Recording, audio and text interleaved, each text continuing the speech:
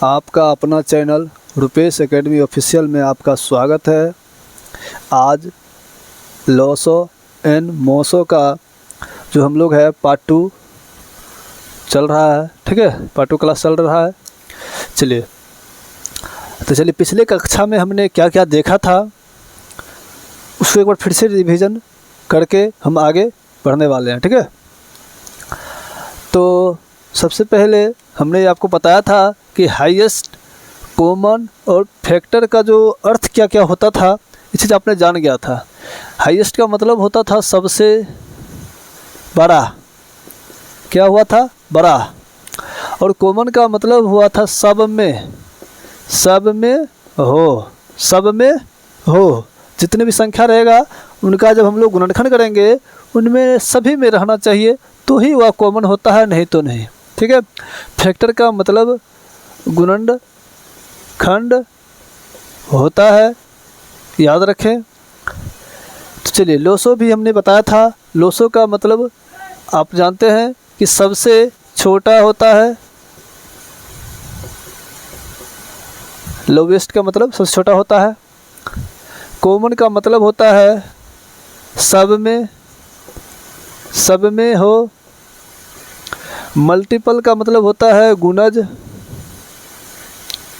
इतना हमने आपको बताया था। तो सबसे बड़ा सब में हो, ये गुणनखंड, और सबसे छोटा सब में हो, गुणज, ये सारा चीज़ हमने आपको पढ़ा दिया था। लेकिन हम इसमें एक एग्जाम्पल की भांति भी समझाया था। फिर से आज हम थोड़ा सा एग्जाम्पल एक ले लेते हैं। जैसे आपके पास 12 है, 14 है, 16 है।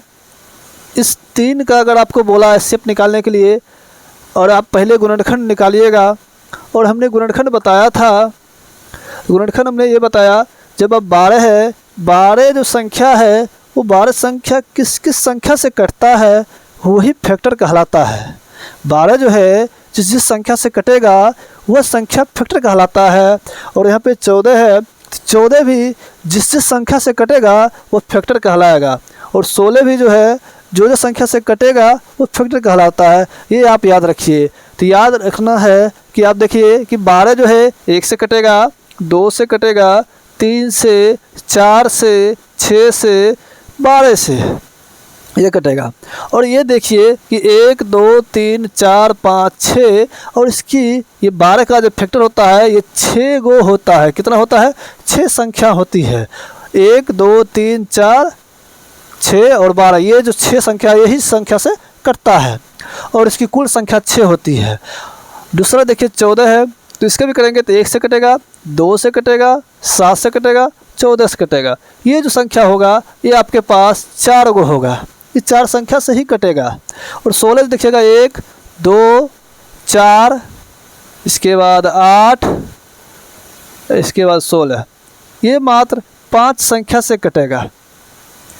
तो ये जो याद रखना, इसमें नोट में याद रखना है कि जो इसके गुणनखंड की कुल संख्या जो होती है वो निश्चित होते हैं, क्योंकि वो अनिश्चित नहीं होते हैं।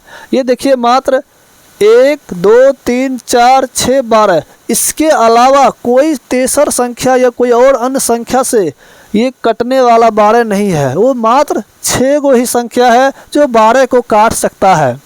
और ये 14 जो है, ये 1 2 7 14, ये मात्र 4 गो ही संख्या है जो 14 को काट सकता है।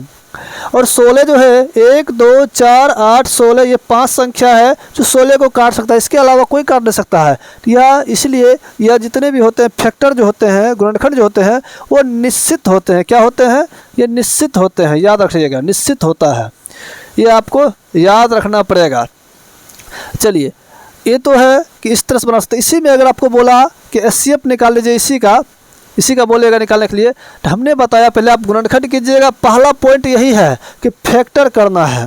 फैक्टर करने के बाद आपको कॉमन चुनना है। कॉमन का मतलब होता है सभी में होना चाहिए। आपके पास 3 संख्या है। कितनी संख्या है? 3 संख्या। देखिए 12 है, 14 है, 16 है, ये 3 संख्या है। और तीनों का जब हमने फैक्टर किया है तो उस फैक्टर में देखना है कि सब में है या नहीं है। तो हमने चेक किया, पता चला 1 जो है वो सभी में है। 1 क्या है? वो सभी में है। देखिए 1 जो है तीनों में है, और हमेशा याद रखिए जिसका भी फैक्टर कीजिएगा एक ऐसा संख्या है जो सब में होता है, एकलौता है एक जो सबको सब में करता है। चलिए 2 देखिए, इसके बाद 3 इसमें है पर इसमें नहीं है, 4 इसमें है पर इसमें है पर 14 वाला में नहीं है।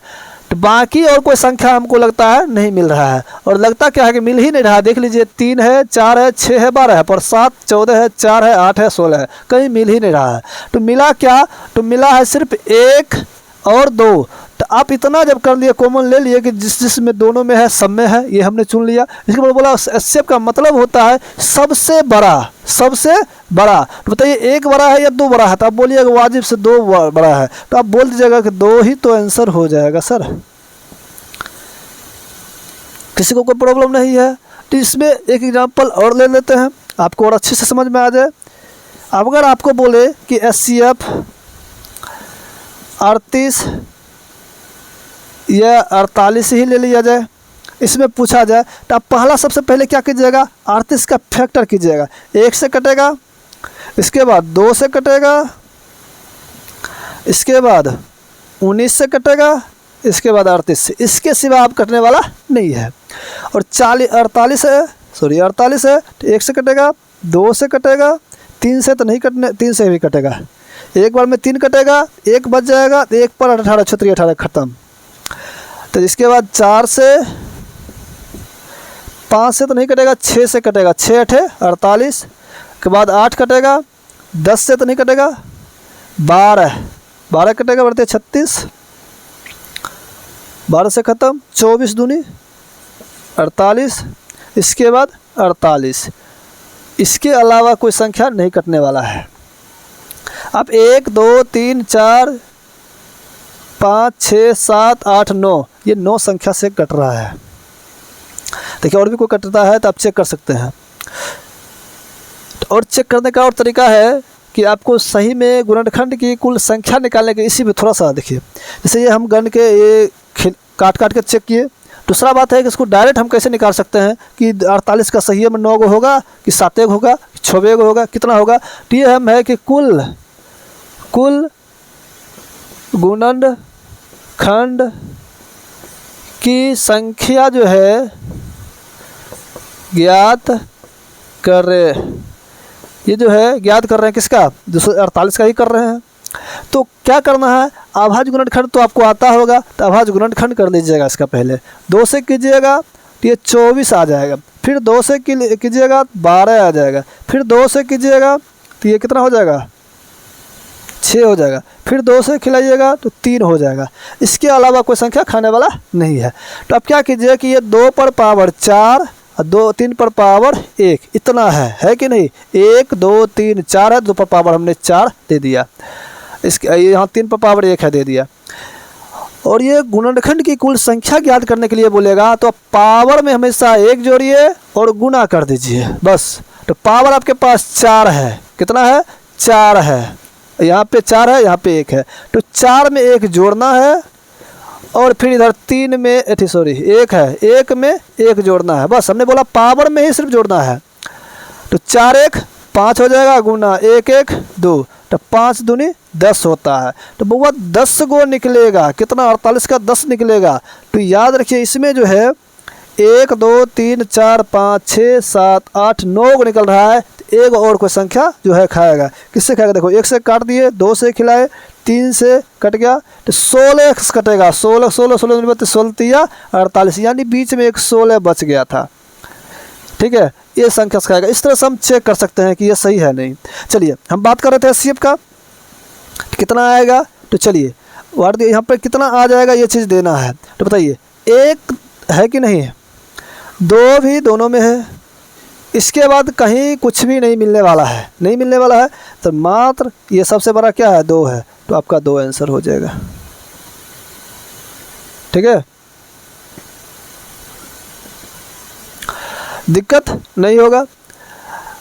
और बात है कि आप इसमें कुल संख्या जो ज्ञात कर रहे हैं, इस पर आप 2 सवाल इस पर भी देते हैं। चलिए तो ये तो निकालना है एचसीएफ यहीं पर।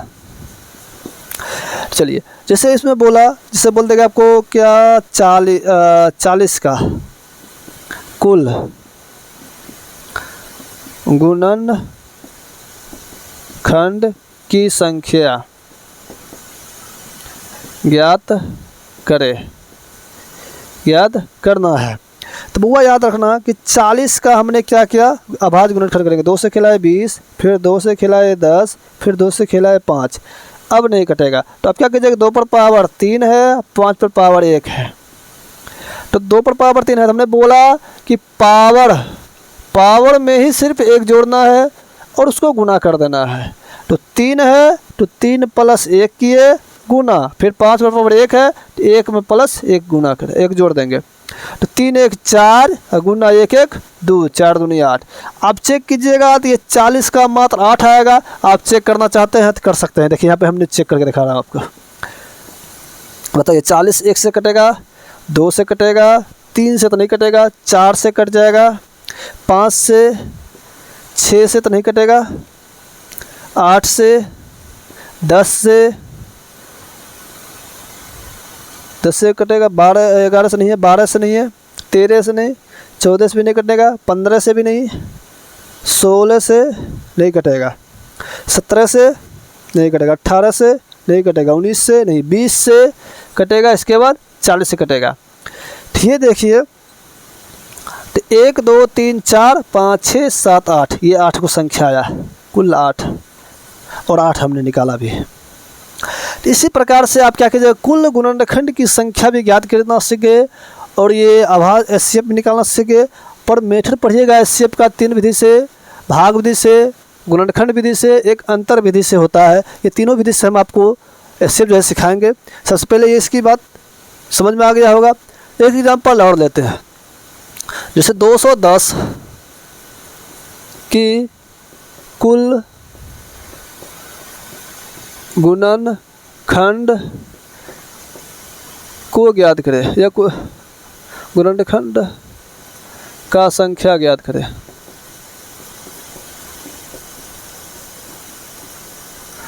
ज्ञात करना है तो ज्ञात करने के लिए आप क्या कीजिएगा, सबसे पहले आप अभाज्य गुणनखंड कीजिएगा। 2 से खिलाइएगा तो 1 0 5, फिर से 2 से नहीं 3 से खिलाए, 3 3 9, 3 5 15, फिर 5 से खिलाएगा 7 5 35। अब खाने वाला नहीं है, तब क्या कीजिए कि 2 पर पावर 1 है, 3 पर पावर 1 है, 5 पर पावर 1 है, 7 पर पावर 1 है। तो हमने बोला था कि कुल गुणनखंड की संख्या ज्ञात करना है आपको, तो आपको क्या करना है, बस पावर में 1 जोड़ना है, बस इतना याद रखना है, आपसे बनेगा। तो 1 है 1 1 2, यानी लिखना नहीं है, पहले आप लिख लीजिए 1 1 गुना 1 1, फिर 1 1 मतलब 1 प्लस 1 करना है, फिर गुना 1 प्लस 1 करना है।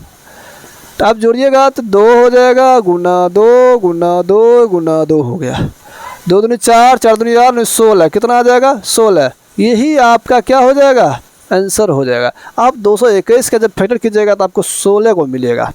इस तरह से ख़त्म। और इसी में आपको बोला ना कुल गुणनखंड की संख्या निकाला तो सबको जोड़ दिए।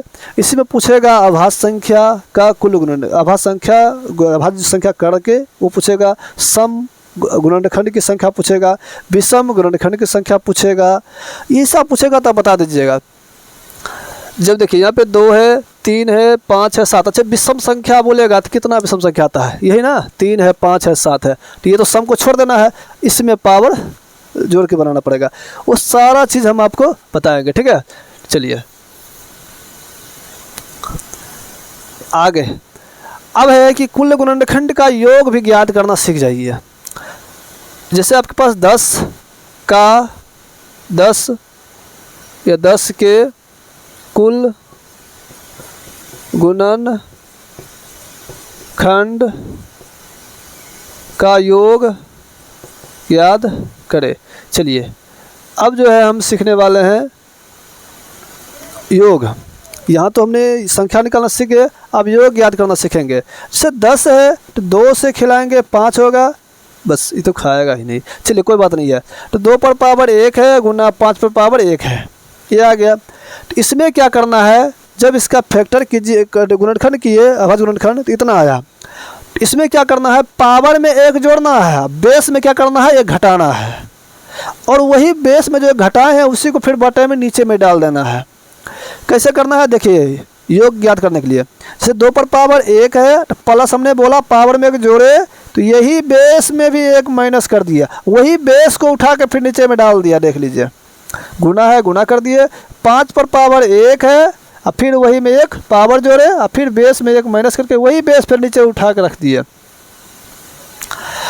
तो आपको करने आता है तो 1 1 2 हो जाएगा, -1, और 2 में से एक जाएगा 1 लिख सकते हैं। तो 5 पर पावर 2 -1, अब 5 में से एक जाएगा तो 4। तो बताओ 2 पर पावर 2 का मतलब कितना, 2 दूनी 4 हो जाएगा, -1, अब बटे 1 लिख देते हैं, गुना 5 पर 2 का मतलब 25 होता है, 1 बटे 4। तो बउआ ये बताओ 4 में से एक जाएगा 3 हो जाएगा, और 25 में से एक जाएगा 24 बटे 4 हो जाएगा। 4 से कटोगे 6 बार में 24, तो क्या बचा 3 गुना 6, तो 6 18। ये आपका योग जो है 18 आएगा। और ये जो आपको पता रहेगा चाहिए पावर, ये जो दिखता है 2 पर पावर अगर 2 है तो इसका मतलब होता है 2 गुना 2 4। अगर यहाँ 5 पर पावर 2 था तो 5 पर पावर 2 का मतलब होता है 5 गुना 5, 5 को 5 पढ़े 25। अगर 5 पर पावर 3 रहता तो 5 गुना 5 करते, तो 5 गुना 5 125, 5 गुना 5 25, 25 गुना 5 125 आ जाता। इस प्रकार से करते। अगर 2 पर पावर अगर 3 पावर अगर 3 रहता, 3 गुना 3 करते, 3 3 9 9 27। इसी प्रकार से ये पावर में करेंगे। जैसे 8 पर पावर अगर 2 रहेगा या 3 रहता तो क्या करेंगे, 2 रहता तो 8 गुना 8 करते, 8 8 64। इस प्रकार से हम लोग ये रफ में कर लेते, ठीक है, इस प्रकार रफ में करेंगे। आज यहीं तक क्लास रहेगा, आप आगे नेक्स्ट वीडियो में मिलते हैं।